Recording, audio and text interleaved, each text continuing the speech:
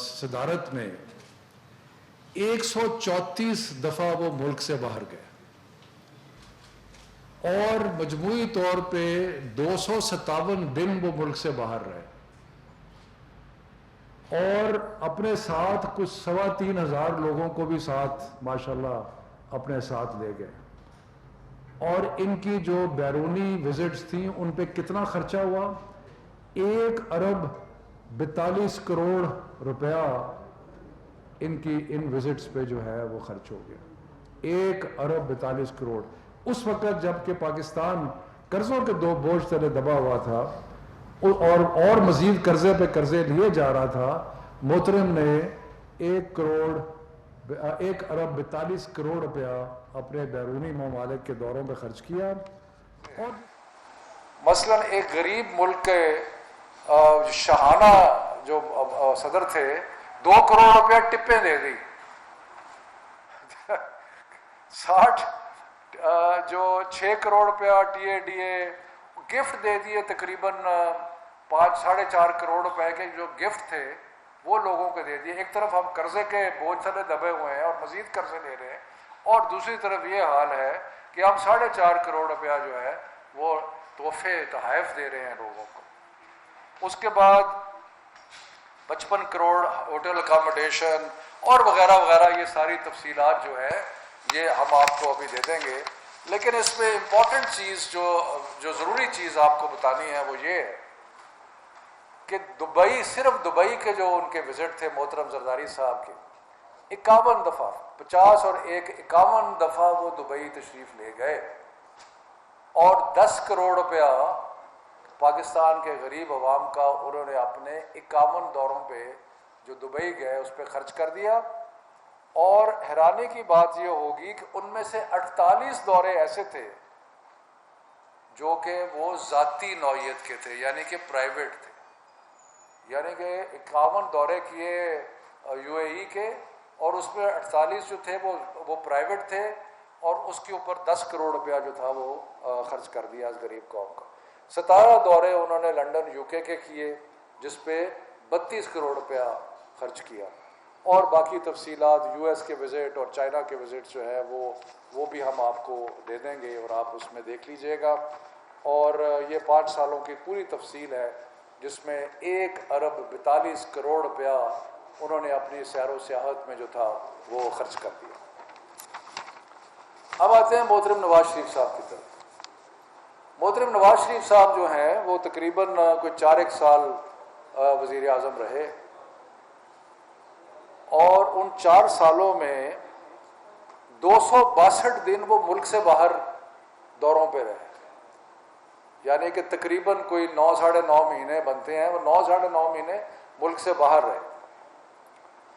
انہوں نے ان 4 سالوں میں زرداری کے صاحب کے 5 تھے، ان کے 4 تھے، ان میں 1,83 کروڑ تقریباً روپیہ جو تھا 1,84 کروڑ روپیہ انہوں نے اپنے بیرونی دوروں پہ خرچ کر دی.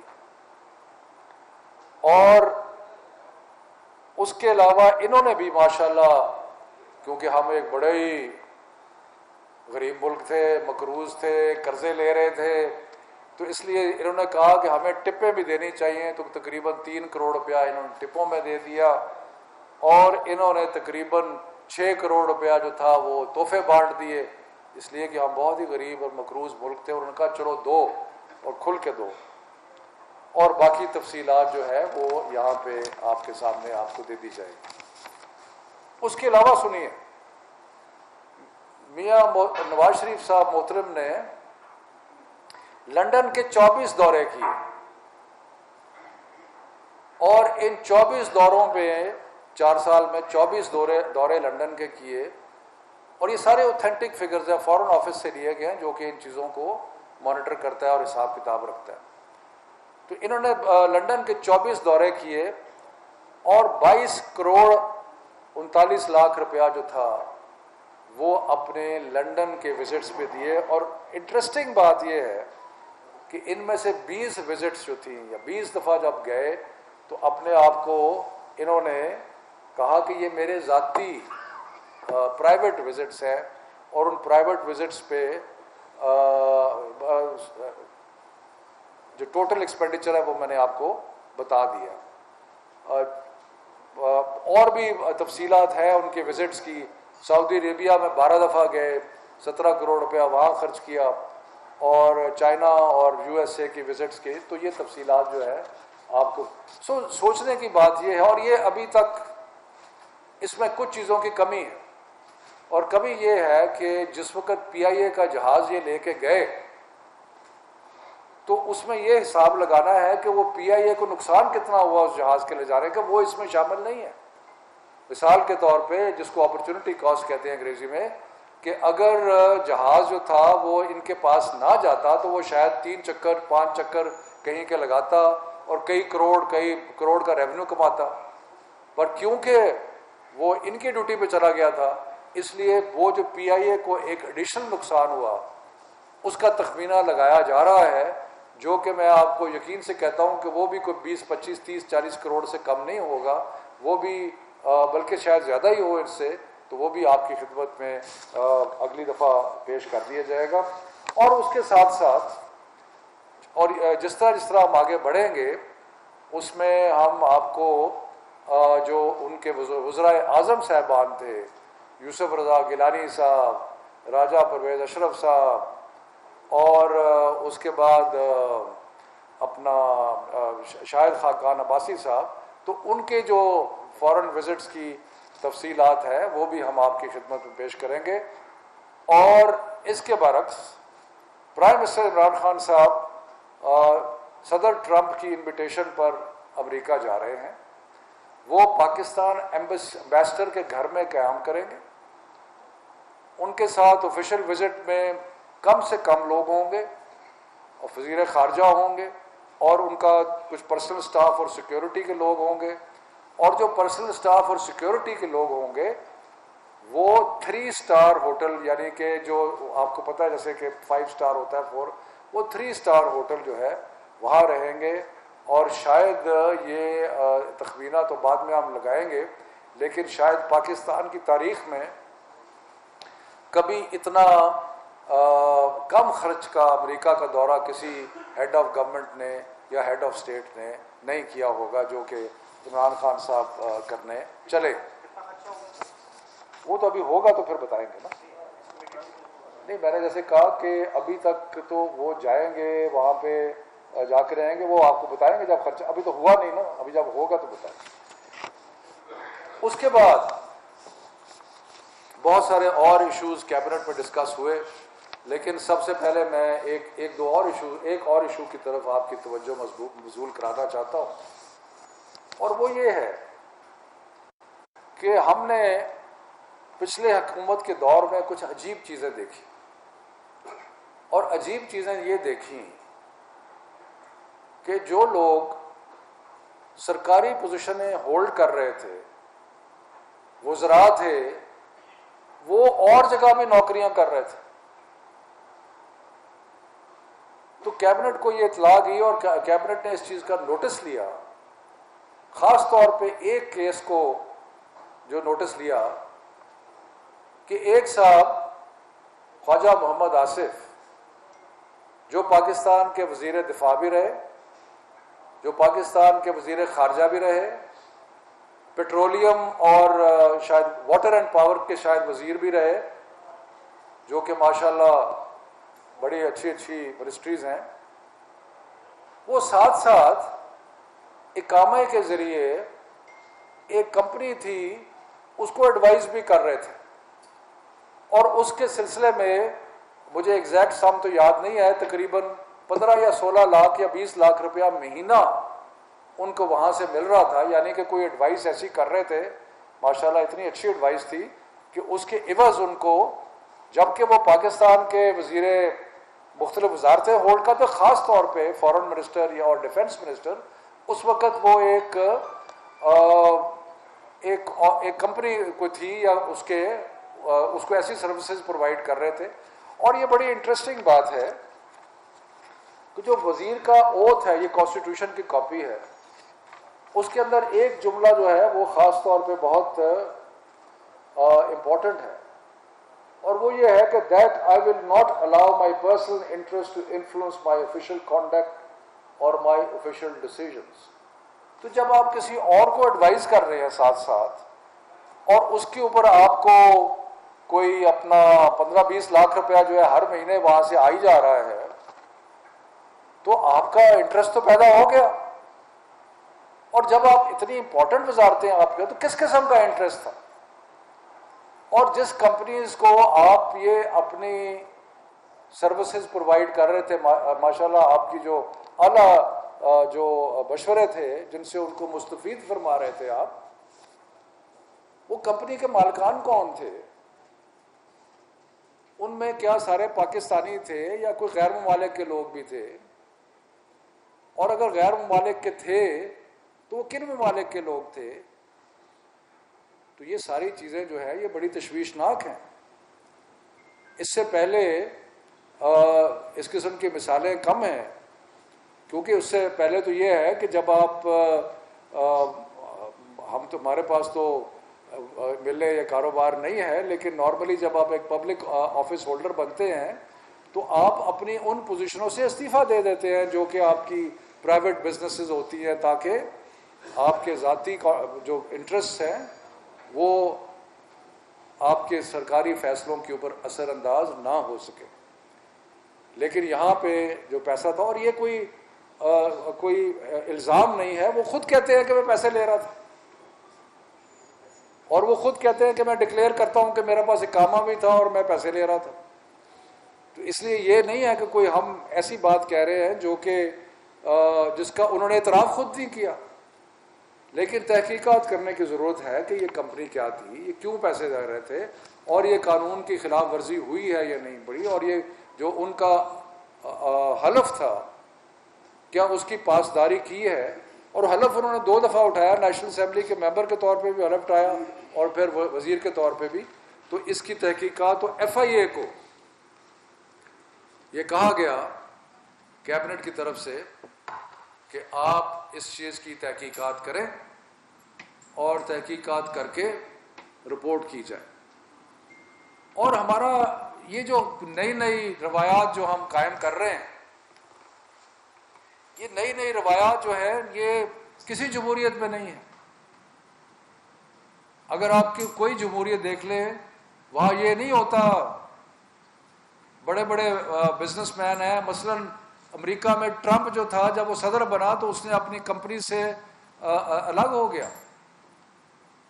اسی طرح یو کے میں یہ جو بڑی بڑی جمہوریتیں جو ہے, لیکن ہمارا جو حال ہے وہ آپ دیکھ لیں کہ وہ کیا تھا. اور پھر ہماری کوئی اور نئی روایتیں بھی شروع ہیں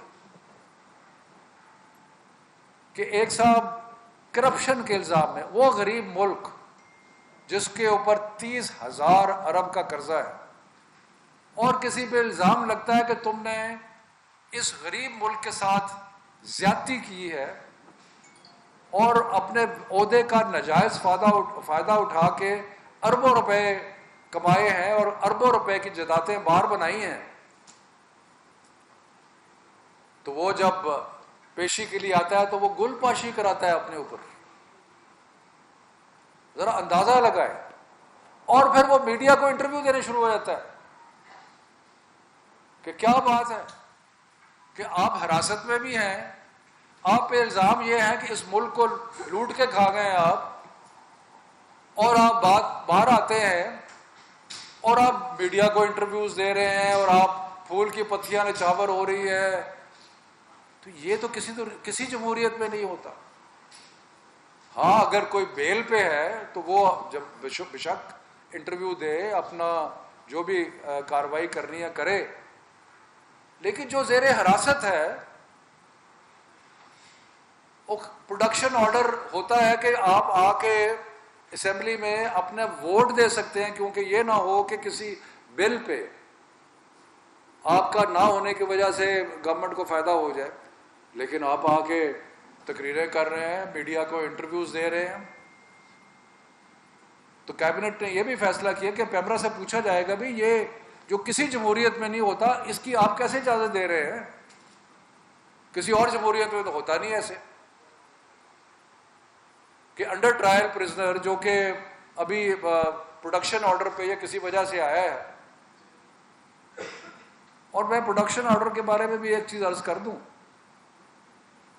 اگر آپ اس کی تاریخ میں جائیں تو پروڈکشن آرڈر کا کیوں ایک روایت بنی؟ قانون نہیں ہے, روایت ہے. وہ روایت اس لیے بنی کہ جب ووٹ آف کانفیڈنس یا یہ چیزیں ہوتی ہیں جہاں پہ حکومت جو ہے وہ ووٹوں سے بنتی ہے, تو یہ نہ ہو کہ حکومت جو ہے وہ سارے ایم این ایز کو اریسٹ کر لے. اور تو پروڈکشن آرڈر کا مطلب یہ ہے کہ وہ ووٹ دے سکے. لیکن یہاں پروڈکشن آرڈر آ کے جنہوں نے محترم شہباز شریف صاحب کا پروڈکشن آرڈر ہوا اور انہوں نے کیا کیا, انہوں نے نیب کے چیئرمین کو طلب کر لیا جنہوں نے ان کو اریسٹ کر لیا. تو یہ کہاں پہ ہوتا ہے, کس جمہوریت میں ہوتا ہے؟ یہ بھی کابینہ نے فیصلہ کیا کہ ذرا ان سے پیپرا سے پوچھا جائے کہ آپ جمہوری طریقے جو ہے بالکل جمہوری طریقے کے مطابق, اور ہم تحریک انصاف آزادی صحافت میں مکمل یقین رکھتی ہے. ہم نے اپنی ساری تحریکیں, یہ 22 سالہ جو تحریک انصاف کی جو سٹرگل ہے, اس میں ہم نے میڈیا کے ساتھ مل کے سٹرگل کی ہے. لیکن یہ جو روایتیں ان کا تو کسی جمہوریت میں کوئی, اگر کسی جمہوریت میں ہے تو بتایا جائے, لیکن کسی جمہوریت میں اس کا کوئی ذکر نہیں ہے. اس کے بعد میں ذرا ختم کر لوں, پھر آپ ضرور سوال کیجیے گا. اس کے بعد کابینہ نے مختلف جو ایجنڈا کے آئٹمز تھے ان پر گفتگو کی. خاص طور پہ ڈاکٹر عشرت حسین کی سربراہی میں جو انسٹیٹیوشنل ریفارم یعنی کہ اداروں کی ریفارم کے لیے جو کمیٹی بنی ہے اس کے بارے میں اس کی ڈسکشن ہوئی, جس میں انہوں نے مختلف حکومتی ادارے جو ہیں, کہیں انہوں نے کہا کہ ان کو مرج کر دیا جائے, کہیں کہا انہوں نے ان کی تنظیم نو کی جائے. اس کے بارے میں ایک تفصیلی بحث ہوئی, اور تفصیلی بحث ہونے کے بعد یہ فیصلہ ہوا کہ ایک کمیٹی بنے گی جو کہ اس کی عمل درآمد جس پہ کرے گی, اس پہ امپلیمنٹیشن کمیٹی بنے گی, جس میں 3-4 وزراء ہوں گے. جناب پرویز خٹک صاحب ہوں گے, اس میں شہزاد ارباب ہوں گے, اس میں مجھے کہا گیا کہ میں اس کا ممبر ہوں گا, اور اپنا ہوں گے ڈاکٹر عشرت حسین صاحب اور شہزاد دوسرے شہزاد تھے. بہرحال وہ ایک کمیٹی بن گئی جو کہ اس کی عمل درآمد جو ہے اس پہ اپنا پورا جو بھی سٹیپس لینے ہیں بعد میں وہ لے گی. اس کے بعد جی ریفارمز کے جو ان پرنسپل اصولی طور پہ اپروو ہوئے, لیکن ابھی اس کی تفصیلات جو ہے وہ طے کرنی ہے. امپلیمنٹیشن میں منسٹریز کے ساتھ پورا ایک ہوگا, ایک جو امپلیمنٹیشن کمیٹی ہے وہ منسٹریز کے ساتھ بیٹھے گی, اور جہاں جہاں کوئی پرابلم ہے ان کو ڈسکس کرے گی اور اس کو امپلیمنٹ کرنے کی. کیونکہ وہ اس وقت وہ پوری ایک لمبی چوڑی سمری ہے, لیکن میں صرف آپ کو اتنا بتا سکتا ہوں کہ اس کے اندر انہوں نے بتایا ہے کہ جو موٹے موٹے رہنما اصول بنائے ہیں وہ یہ ہے کہ کچھ کام ایسے ہیں جو کہ صوبائی حکومتوں کے ہیں, وہ صوبائی حکومتوں کو دے دی جائے, یا اسلام آباد کیپٹل ٹیریٹری کو دے دیے جائے. کہیں انہوں نے کہا ہے کہ مختلف اداروں کو آپس میں ضم کر دیا جائے.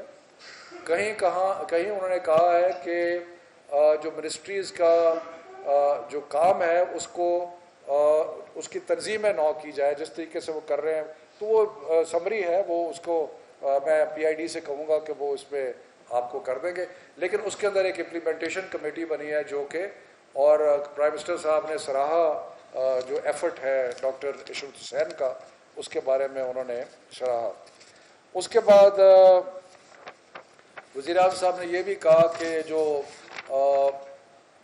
مستحق افراد ہیں سرکاری ملازمتوں کے حصول پہ جو مشکلات پیدا ہو رہی ہیں اس کے بارے میں بھی اسٹڈی کیا جائے, تاکہ ہم انشور کر سکیں کہ جو پڑھے لکھے نوجوان ہیں ان کو یا خواتین ہیں ان کو روزگار ملنے میں کوئی کمی نہ ہو. اس کے بعد مختلف چیزیں جو ہے جن پہ ہوا وہ میں آپ کو عرض کر دیتا ہوں. ہم نے قطر کی حکومت نے ویزا آن ارائیول فیسلٹی دی تھی پاکستان کو 30 دن کے لیے. تو ہم نے ریسیپروکل کے طور پہ قطری جو شہری ہیں جب وہ پاکستان میں آئیں گے تو ان کو ویزا آن ارائیول جو ہے وہ دے دیا جائے گا. اس کے بعد ایک بڑا امپورٹنٹ فیصلہ ہوا کہ تنظیم 9 کے سلسلے میں جس پہ فوری عمل درآمد ہوا وہ یہ تھا کہ لوک ورثہ کا ادارہ اور Pakistan national council of the arts جو ہے وہ انفارمیشن منسٹری سے ہٹا کے وہ جو ورثہ قومی ورثہ کی اور وزارت ہے اس کے ساتھ منسلک کر دیا جائے گا. اور اس وزارت کا جو ڈویژن کا جو نام ہے وہ ہوگا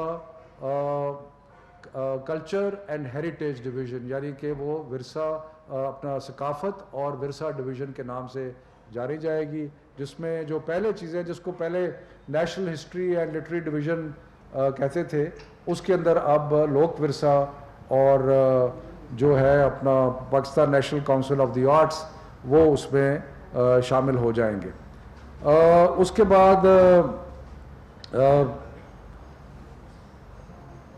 بعد مختلف منسٹریز جو ہے ان کے اندر جو بورڈ آف گورنرز ہیں وہ تشکیل دیے گئے, اس کی تفصیلات بھی جو ہے وہ جاری کر دی جائیں گی. اور اس میں اگنائٹ ہے ایک کمپنی جو منسٹری آف آئی ٹی کے نیچے آتی ہے, اس میں کچھ ڈائریکٹرز جو ہے ان کو بنایا گیا, اس کی تفصیلات بھی پی آئی ڈی جو ہے وہ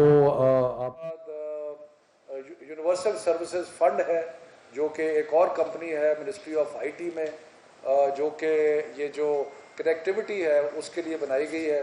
اس کے بورڈ آف ڈائریکٹرز میں کچھ لوگوں کو شامل کیا گیا, تو وہ بھی اس میں آپ کو اطلاع دے دی جائے گی. کابینہ نے پی ایم ہاؤس میں جو ہمارا یونیورسٹی بنانے کا ارادہ ہے اس سلسلے میں ایک جو بہت ضروری کام تھا وہ جو ماسٹر پلان ہے اس میں وہ جو 50 ایکڑ زمین پی ایم ہاؤس کی یونیورسٹی کے لیے مختص کی گئی ہے اس کی حیثیت کو تبدیل کرنا ضروری تھا, کیونکہ وہ ماسٹر پلان میں اس کی حیثیت مختلف تھی. تو کابینہ نے اس کی حیثیت تبدیل کرنے کی منظوری دی تاکہ وہاں پہ ایک یونیورسٹی جو ہے وہ بنائی جا سکے, جو کہ انشاءاللہ تعالی جو یونیورسٹی ہے وہ فوکس کرے گی نئی چیزیں جو ہے جیسے آرٹیفیشل انٹیلیجنس ہے, بلاک چین ہے, اس کے علاوہ کوڈنگ ہے, مطلب جو آنے والی چیزیں ہیں جو انجینئرنگ یا جو نئی چیزیں جو اگلے 10 سال 15 سال 20 سال میں جن چیزوں کی ضرورت ہے اس کا وہاں پہ وہ اس کے لیے بنے گی. کابینہ نے چیئرمین پورٹ قاسم اتھارٹی کی تعیناتی کی منظوری بھی دی.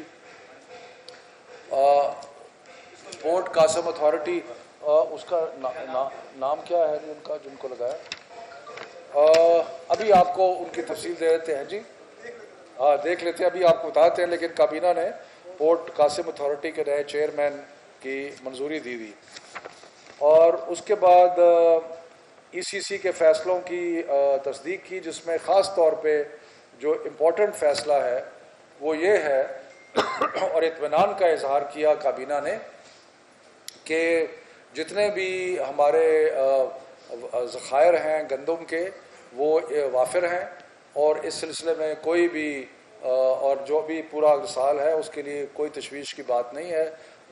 ہمارے پاس گندم کے بے پناہ ذخائر ہیں اور کوئی اس میں کمی نہیں ہوگی. اور پرائم منسٹر, جیسے میں نے آپ کو پہلے بھی کہا کہ پرائم منسٹر نے یہ ہدایت کی کہ جو آٹے کی قیمت ہے اس کو آگے نہیں بڑھنے دیا جائے گا.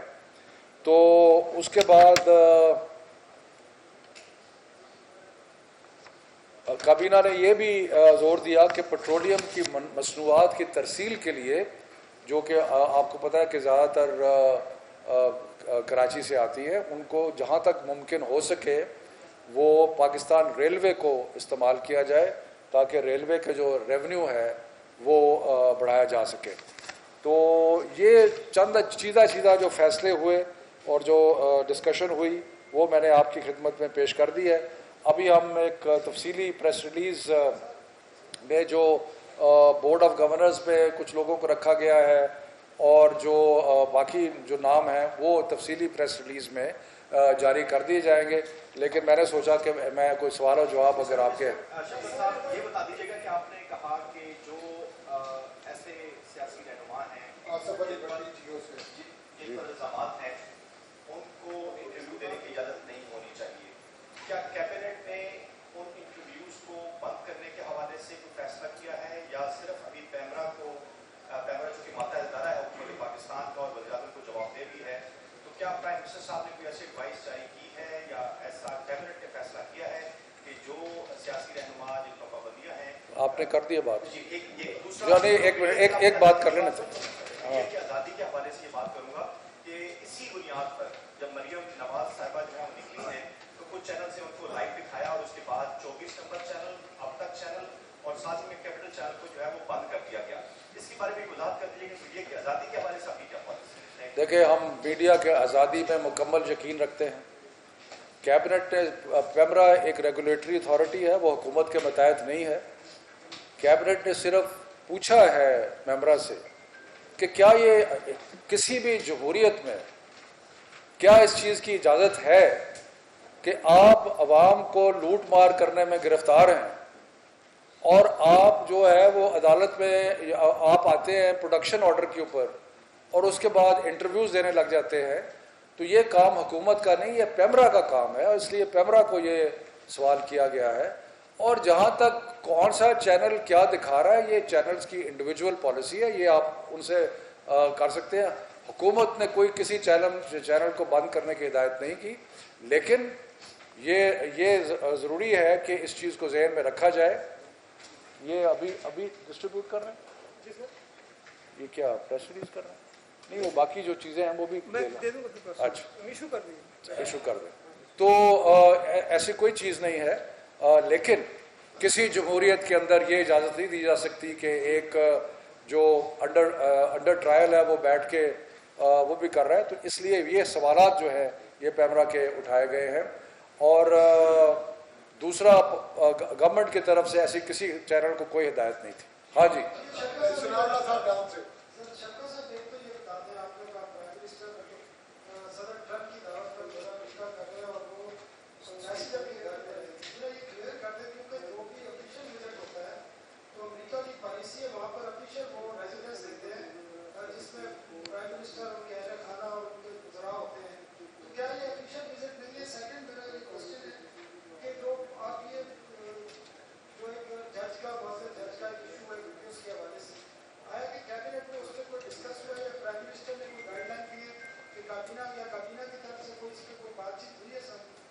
دیکھیں بات یہ ہے کہ جہاں تک پرائم منسٹر کا وزٹ ہے, آپ صحیح کہتے ہیں کہ 2 دن کے لیے, کیونکہ یہ آفیشیل ورکنگ وزٹ ہے تو اس لیے جو امریکی حکومت ہے وہ چند لوگوں کے لیے ولیڈ ہوٹل ہے ایک واشنگٹن میں, وہاں پہ ٹھہرانے کا بندوبست کرتی ہے. لیکن یہ حساب لگایا گیا کہ اگر وہاں ٹھہرا جائے, اور کیونکہ پی ایم نے زیادہ 1-2 دن شاید زیادہ رہنا ہو, تو اس لیے خرچہ بڑھے گا. اور یہ فیصلہ ہوا کہ پرائم منسٹر صاحب جو ہے وہ پاکستان کا جو سفیر ہے امریکہ میں ان کے گھر رہیں گے, اور جو باقی ڈیلیگیشن کے ممبرز ہیں وہ 3 اسٹار ہوٹل میں رہیں گے. دوسرا آپ کا سوال تھا وہ آج اس کے بارے میں کوئی ڈسکشن جو ہے وہ کیبنٹ میں نہیں ہوئی. لیکن جیسے ہم نے کل اس کے بارے میں گفتگو بھی ہوئی ہے کہ یہ ایک انہوں نے سنگین الزام ایک جج پہ لگائے, اور ہم سمجھتے ہیں یہ جوڈیشری پہ حملہ ہے. جج نے اس کے جواب دے دیے. اب تو یہ ان پہ نون لیگ پہ بار ہے, اس چیز کا بار ثبوت تو نون لیگ پہ ہے.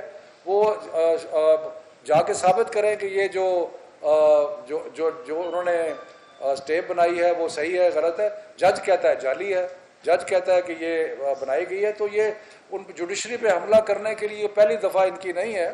یہ ماشاءاللہ جوڈیشری پہ پہلے بھی کئی حملے کرتے رہے تھے, تو مجھے دہرانے کی ضرورت نہیں ہے کہ جہاں سپریم کورٹ پہ انہوں نے حملے کیے, اس کے بعد نیب چیئرمین کی ویڈیو میں اب تو لگتا ہے کہ شاید ہی نہیں کہ یہ کوئی لیبارٹری ہے جہاں بیٹھ کے یہ ویڈیوز بناتے ہیں، تو شاید وہ بھی وہیں سے نکلی ہو. لیکن بہرحال یہ چیز معاملہ اب جو جوڈیشری کے اوپر اٹیک ہے، جوڈیشری اس کی، بلکہ ان کو خود اپنے اوتھینٹسٹی کے لیے خود کرانا چاہیے فورینسک انالیسس اس کا. وفاقی وزیر شفقت محمود کابینہ اجلاس کے بعد پریس بریفنگ کر رہے ہیں. ان کا کہنا ہے کہ آصف زرداری نے 4.5 کروڑ کے تحائف لوگوں کو دیے، 55 کروڑ روپے ہوٹل میں قیام پر خرچ ہوئے.